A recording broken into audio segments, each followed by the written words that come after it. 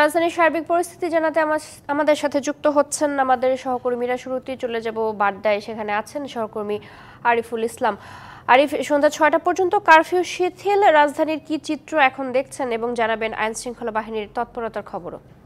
দেখুন জ্যোতি, 2টা কিন্তু বেজে গেছে আর 1 ঘন্টা পরে অফিসগুলো ছুটি হয়ে যাবে। তার মানে বলা যাচ্ছে যে অনেকটা যে কয়েক দিনের তীব্র যানজটে নাজেহাল রাজধানীবাসী, আমরা কিন্তু সেই চিত্রটি আমরা বিগত কয়েকদিন ধরে দেখে, যেহেতু একসাথে চাপ, সকালের দিকে আমরা প্রতিটি সড়কে রাজধানীর যে গুরুত্বপূর্ণ পয়েন্টগুলো রয়েছিল সেখানে কিন্তু দীর্ঘ যানজট, এমনকি ঘন্টার পর ঘন্টা তারা অপেক্ষা করেছেন যাত্রীরা বাসের জন্য। যে বাসটি আসছে সেখানেও আসলে জায়গা ছিল না, উপচে পড়া ভিড় থাকার কারণে অনেকে কিন্তু যাত্রী উঠতে পারেনি, তাই তারা কিন্তু হেঁটে নিজ গন্তব্যে পৌঁছানোর চেষ্টা করেছেন। এমনটা ভোগান্তির খবর কিন্তু আমরা দেখেছি বা জানিয়েছি। তো সবকিছু মিলেই বলা যায় যে 3টার পর থেকে রাজধানীর চিত্রটা কিছুটা হালকা যানবাহনের চাপটা কিছুটা কম, তবে 3টার পর থেকে কিন্তু এটা তীব্র আকার ধারণ করে এই যানবাহনের চলাচল। যেহেতু কারফিউ শিথিল, আজকে 10ম দিন কারফিউ চলছে, সেই কারফিউ সকাল 7টা থেকে সন্ধ্যা 6টা পর্যন্ত যে শিথিল করা হয়েছে, সেই শিথিলের মধ্যে সাধারণ মানুষের আসলে খুব তাড়া থাকে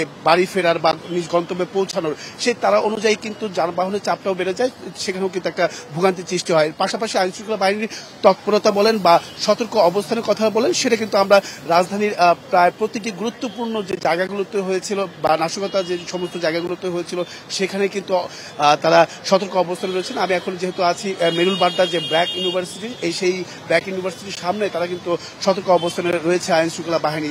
এখানে যিনি অতিরিক্ত পুলিশ কমিশনার আছেন রাজন কুমার সাহা, বাড্ডা জোনের যিনি আছেন, তার সঙ্গে কথা বলেছি।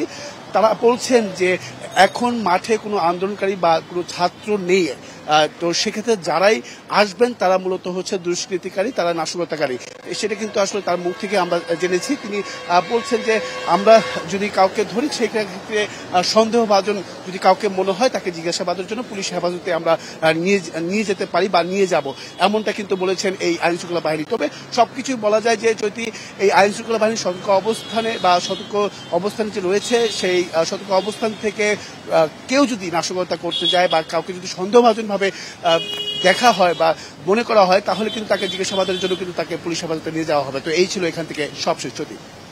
আরিফ, ধন্যবাদ আপনাকে।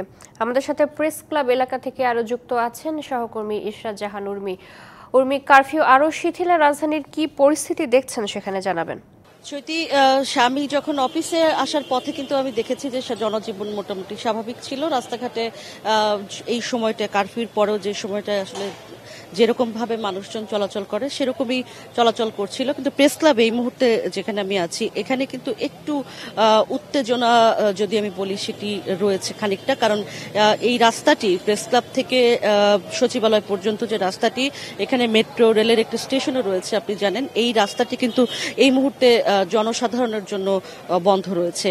প্রচুর আইন শৃঙ্খলা রক্ষাকারী বাহিনীর প্রচুর সদস্যরা এখানে অবস্থান নিয়েছেন এবং বেশ কিছুক্ষণ ধরে প্রায় ঘন্টা খানিক ধরেই এই পথটি বন্ধ, কিন্তু এছাড়া আর কোনো সংঘর্ষের ঘটনা কিন্তু এখন পর্যন্ত এখানে ঘটেনি, কিন্তু পথটি বন্ধ। এবং আইন শৃঙ্খলা রক্ষাকারী বাহিনীর সাথে কথা বলে আমি যেটা জানতে পারলাম, তারা জানাচ্ছেন যে কোনো রকমের খারাপ পরিস্থিতি বা যে কোনো রকমের উত্তেজনাকর পরিস্থিতি আসলে সামাল দেওয়ার জন্যই এই এটা নেওয়া হয়েছে, মানে আইন শৃঙ্খলা রক্ষাকারী বাহিনীর এত সদস্য এখানে অবস্থান নেওয়া হয়েছে। আমি নিশ্চয়ই দেখাতে পারছি যে এই পুরো পথটা, অর্থাৎ মৎস্য ভবনের রাস্তাটি, সেই রাস্তাটি কিন্তু যান চলাচল স্বাভাবিক রয়েছে, অর্থাৎ ইউনিভার্সিটি থেকে বিশ্ববিদ্যালয় থেকে মৎস্য ভবনের যে রাস্তাটি, সেই রাস্তাটিতে যান চলাচল স্বাভাবিক রয়েছে। কিন্তু এই মুহূর্তে এখানে যে প্রেস ক্লাবের সামনে এই পথটি পুরোপুরি বন্ধ। এখানে গণমাধ্যমের কর্মীরা এবং সেই সাথে আইন শৃঙ্খলা রক্ষাকারী বাহিনীর সদস্যরা এখানে রয়েছেন। আমি চেষ্টা করব এরপরে আসলে আরো আপনাকে তথ্য দিতে, যে যদি কোনো আসলে সেরকম ঘটনা ঘটে, যে কোনো রকমের অপ্রীতিকর ঘটনা যদি ঘটে, সেই ঘটনা নিশ্চয়ই আপনাদেরকে আমি জানাতে পারবো। তবে আপাতত এখানে পরিস্থিতি এখন পর্যন্ত কোনো উত্তেজনার ঘটনা ঘটেনি, আইন শৃঙ্খলা রক্ষাকারী বাহিনী অবস্থান নেওয়া ছাড়া। আপাতত এই ছিল আমার কাছে প্রেস ক্লাব থেকে সর্বশেষ খবর। চৈতি। উর্মি, ধন্যবাদ আপনাকে।